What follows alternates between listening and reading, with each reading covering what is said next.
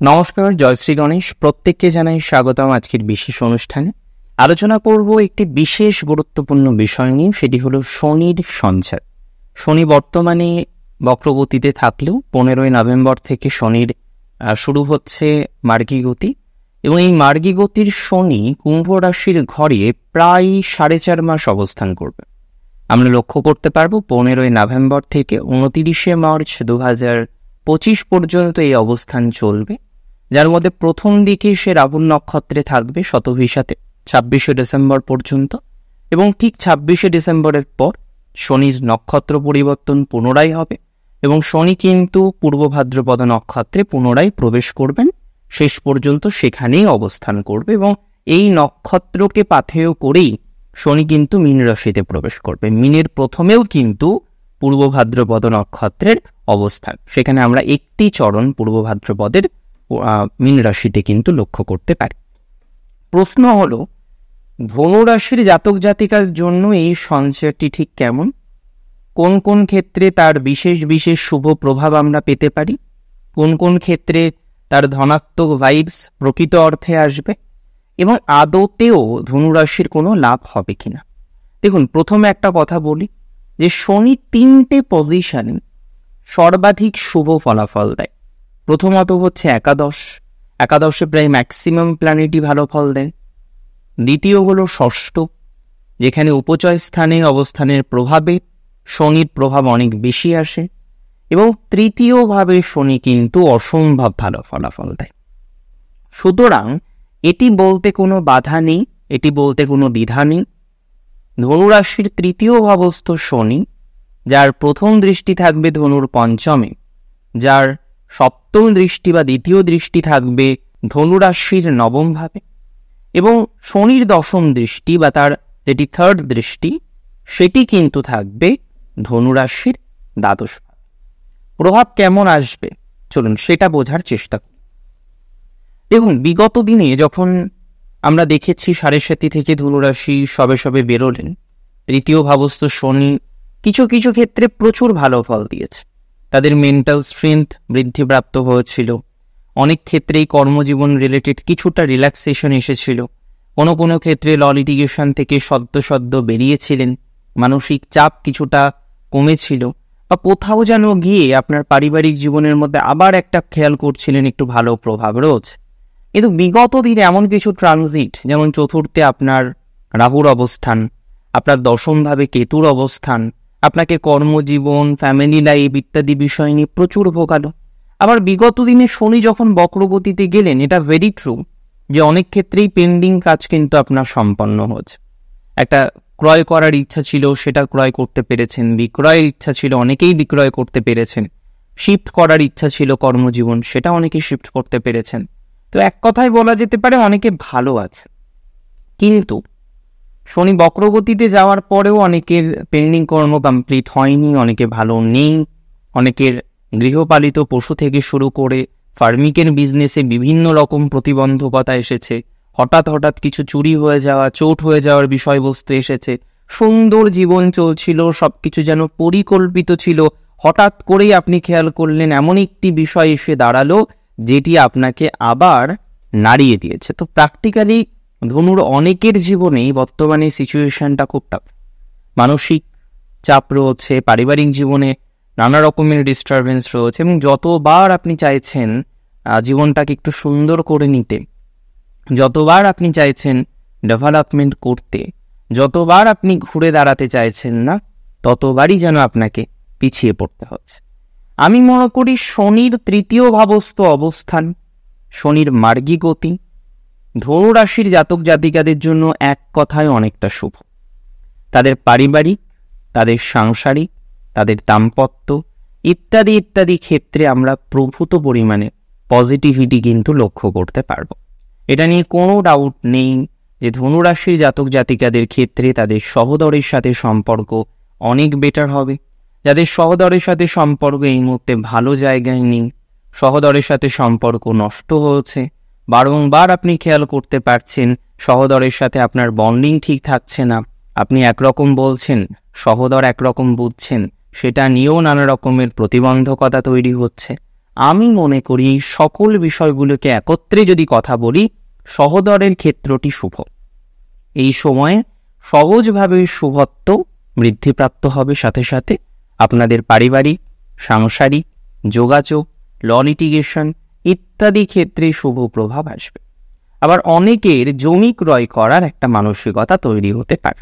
বাড়ি ক্রয়, জমি ক্রয় করার একটা টেন্ডেন্সি, এগুলো কিন্তু অনেকটাই বৃদ্ধিপ্রাপ্ত হতে পারে যদি আপনার রাশিটি নিশ্চিতভাবে হয়ে থাকে কি রাশি?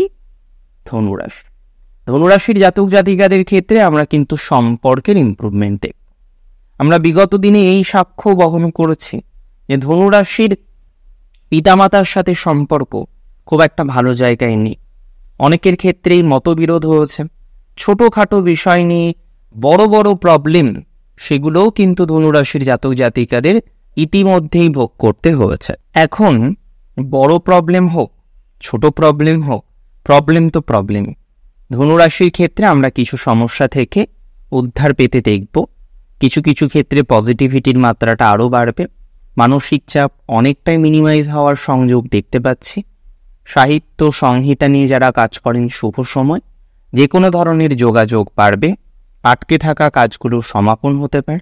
এই সময় দেখা যাবে যাদের পারিবারিক ডিস্টারবেন্স, পরিবারের মধ্যে শত্রুতা, ধনুরাশির কিন্তু শত্রুর থেকে প্রচুর প্রভাব আছে বর্তমানে।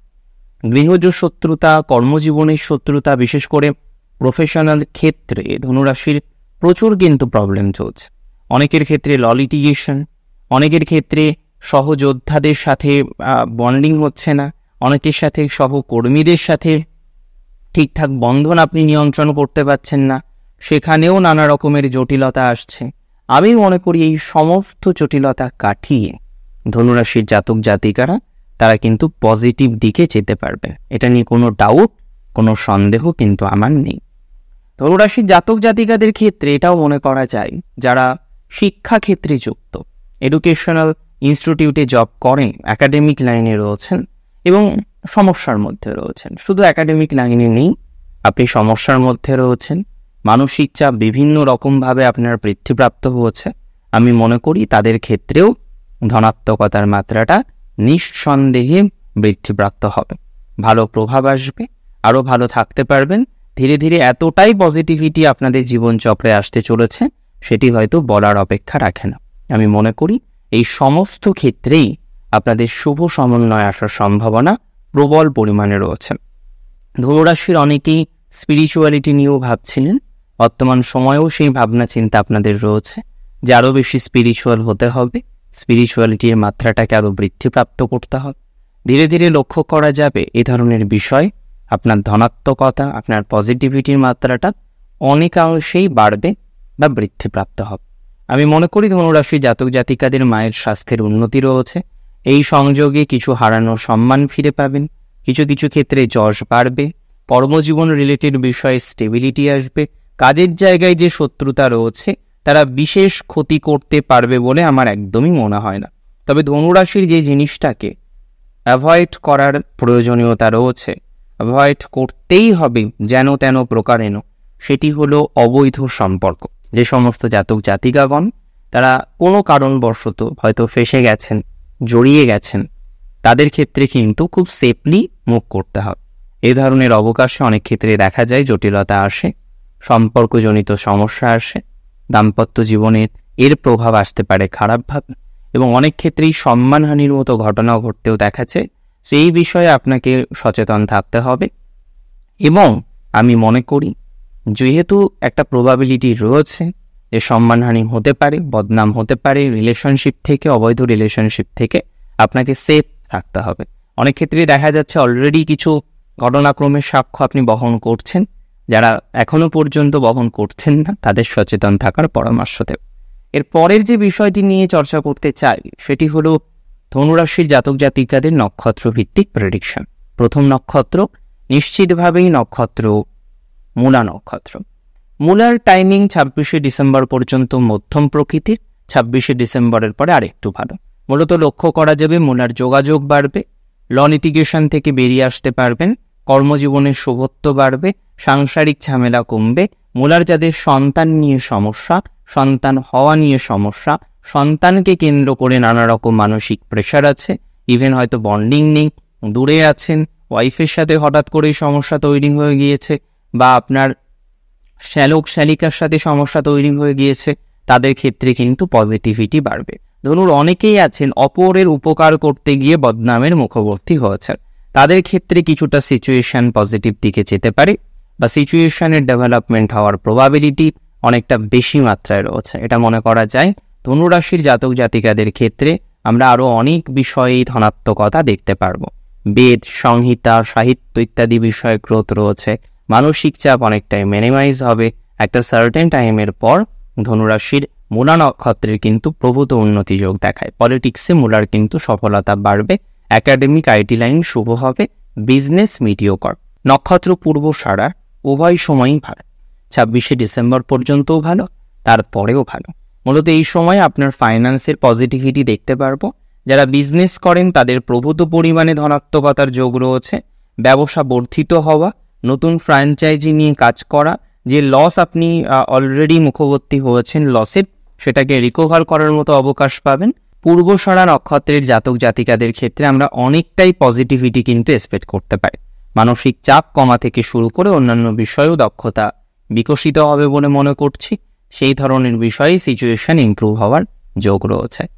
আর্টিস্টিক বিষয়ের সাথে যারা সংযুক্ত তাদের ডেভেলপমেন্টের মাত্রাও কিন্তু অনেকটা বৃদ্ধিপ্রাপ্ত হবে। নক্ষত্র উত্তরাষাঢ়ার ক্ষেত্রে টাইম মোটামুটি ভালোই।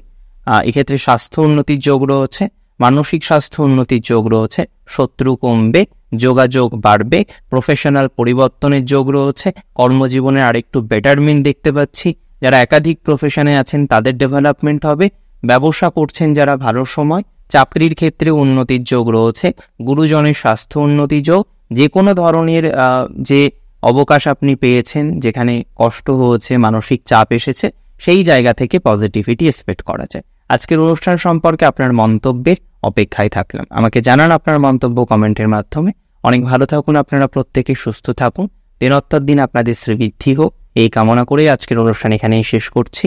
আমাকে ফেসবুকে ফলো করতে একদমই ভুলবেন না। জয় শ্রীগণেশ।